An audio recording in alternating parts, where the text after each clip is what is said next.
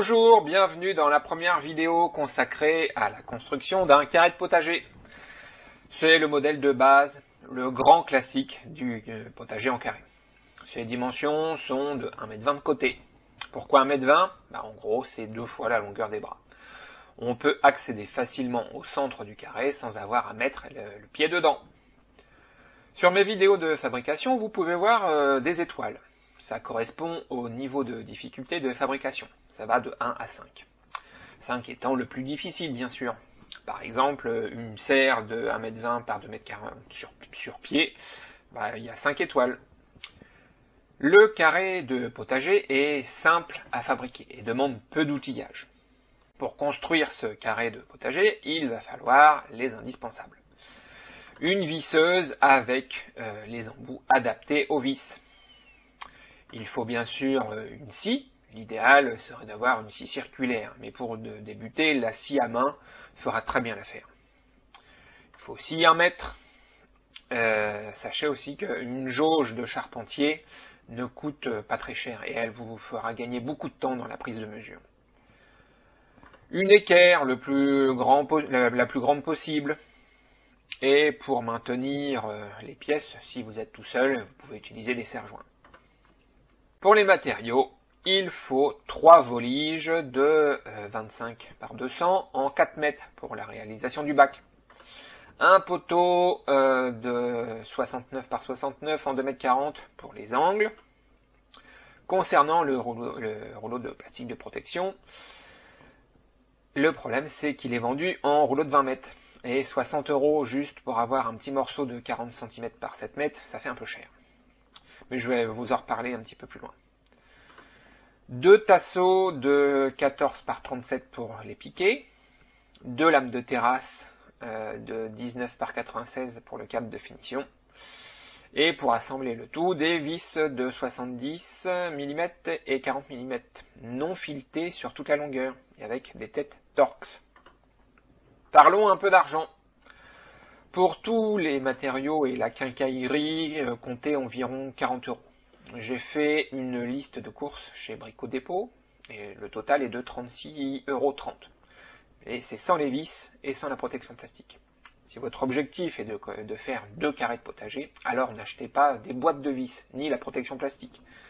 Pour les vis, prenez des sachets à remplir. Avec un sachet à 3 €, vous avez de quoi assembler un carré, voire plus, si vous les remplissez bien.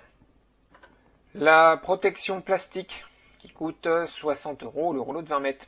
Alors autant vous dire que ça n'a pas d'intérêt de l'acheter si vous envisagez de construire 2 carrés.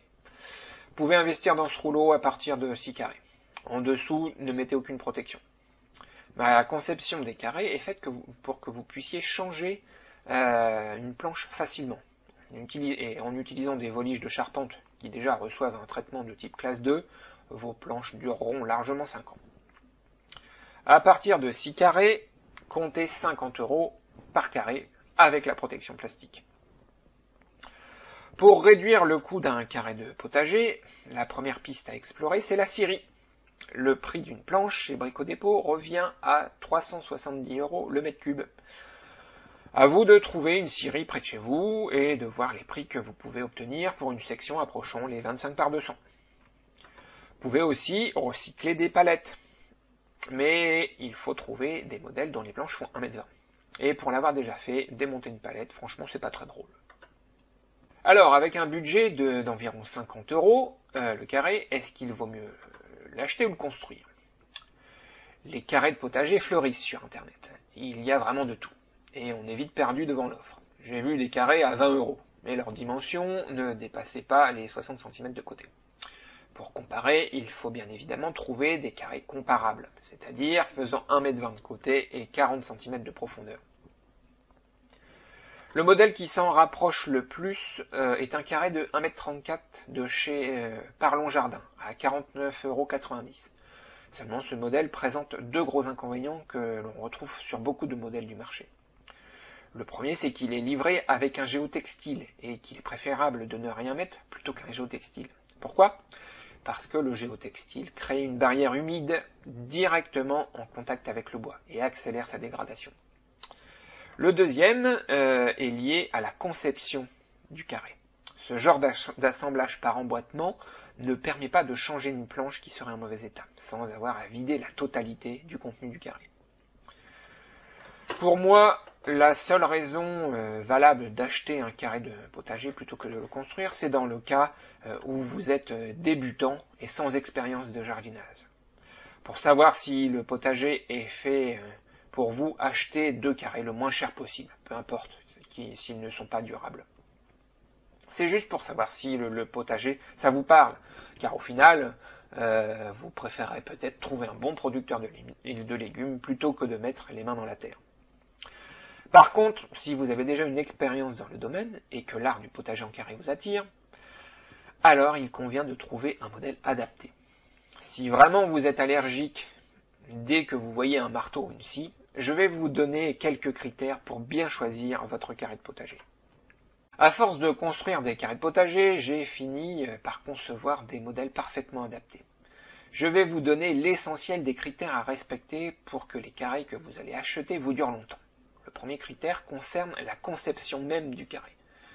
Comme je vous l'ai dit sur la diapo précédente, il faut éviter les assemblages par emboîtement. Vous devez pouvoir changer une planche sans vider le contenu.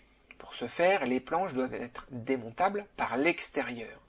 De plus, le carré doit être assemblé avec 8 planches et non 4, afin de pouvoir démonter une planche sans fragiliser le carré. Ce modèle de chez Outils et Nature est de bonne conception. Dommage qu'il ne fasse que 80 cm de côté. Le deuxième critère à surveiller, c'est l'aspect du dessus du carré. Il faut qu'il soit lisse.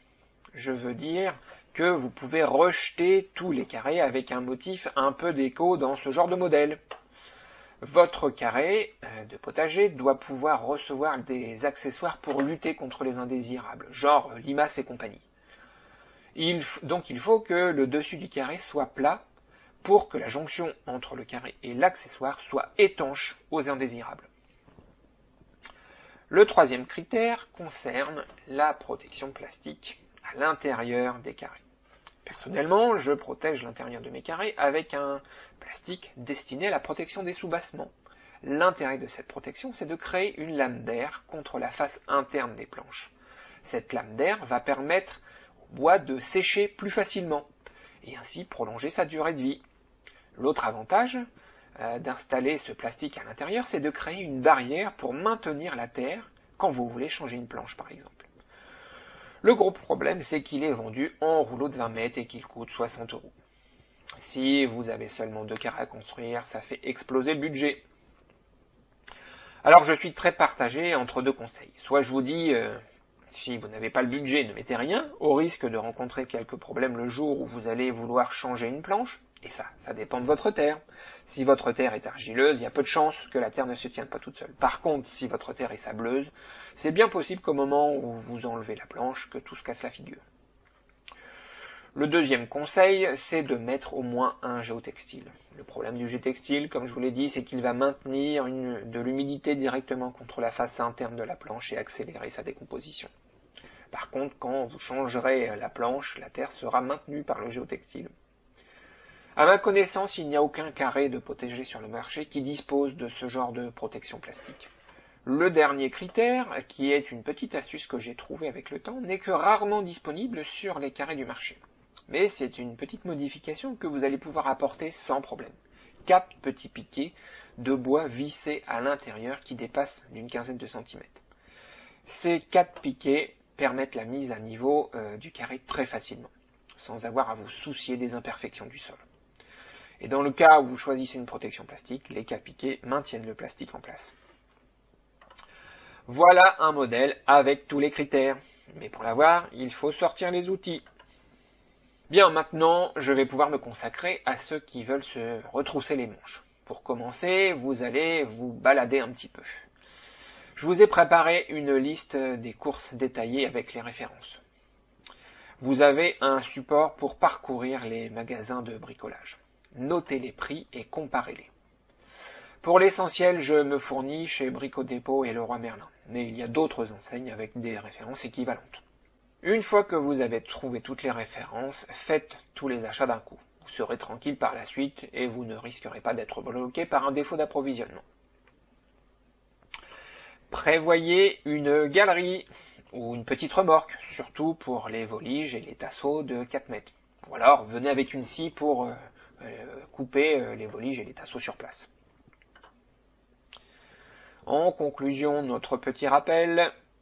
Alors vous connaissez les outils et les matériaux dont vous allez avoir besoin.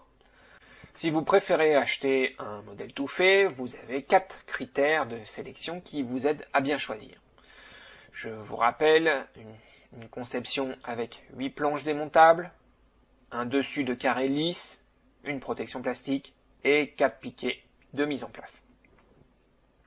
Vous savez quel budget vous devez consacrer à la construction de vos carrés. Je vous remercie pour votre attention et je vous dis à bientôt dans une prochaine vidéo.